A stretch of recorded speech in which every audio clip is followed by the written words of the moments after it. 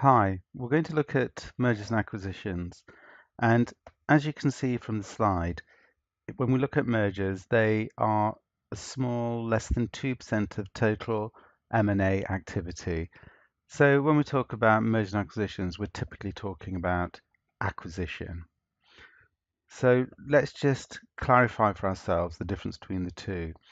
In terms of mergers, you have the founding companies A and B, and they will set up a company C, which then acquires them. And it's the new company C that is the merged company. And as one can see, this is a joint decision between the parties. When we look at acquisition, we have a company Z, which purchases company Y, which then becomes a subsidiary. So why do companies engage in mergers and acquisition? One of the key reasons is that M&A is an alternative to organic growth. In terms of organic growth, this, as you will recall, is growth which a company proceeds through using its own resources and capabilities. However, this can be slow and uh, it's quicker than building from scratch. Really, the decision that companies have is a make or buy decision. Does one make the resource of the growth through organic growth, or can we buy it through M&A? And buying is very attractive because immediately, if you buy a company, you have access to their intellectual property rights, to their skills and resources and people.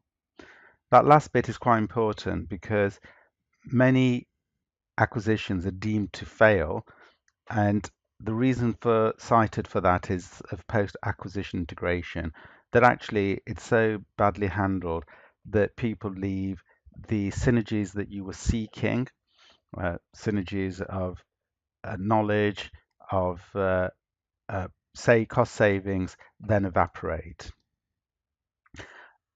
If we return to uh, the slide that we are looking at, then as an alternative to organic growth, the other reasons, which perhaps are more important, is that it can be transformational. An acquisition of another company immediately creates a market position for the acquirer. It is often done in order to secure some kind of uh, value chain integration.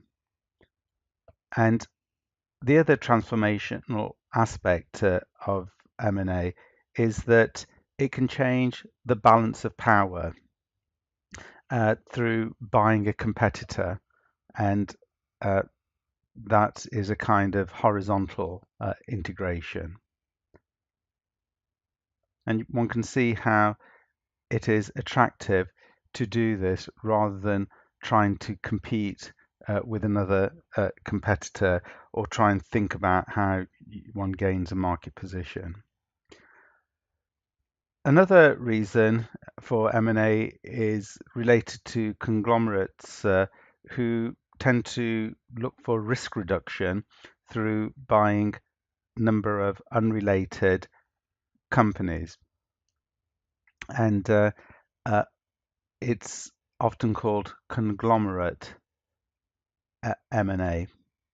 And as you can imagine, if we return to the other reasons for purchasing, value chain integration is sometimes called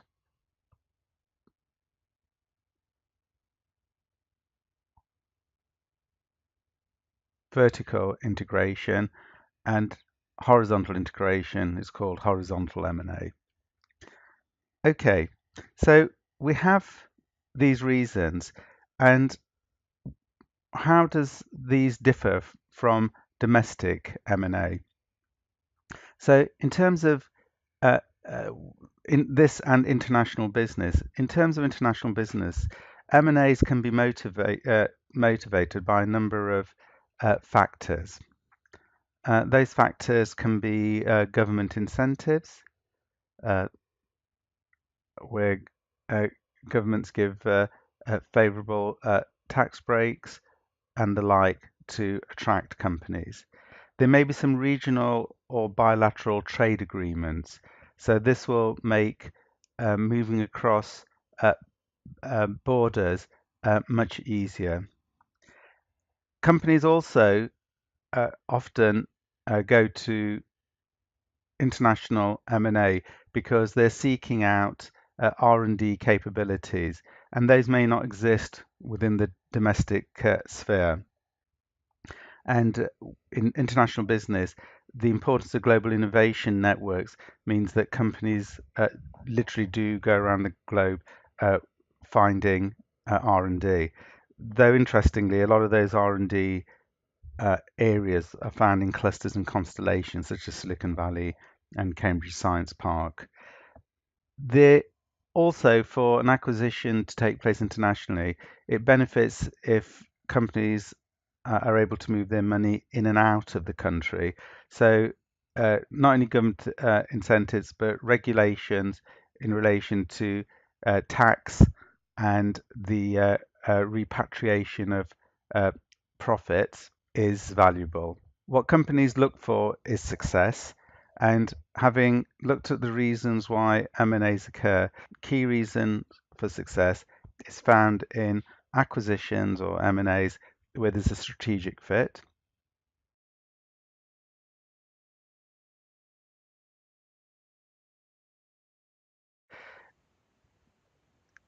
friendly deals are sought out because friendly deals means that we are more likely to get a fair price for the company.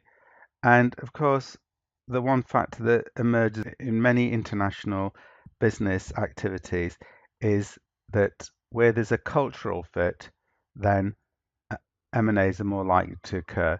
And this is also why M&As outside of the domestic sphere are much more difficult to manage. Okay, thank you.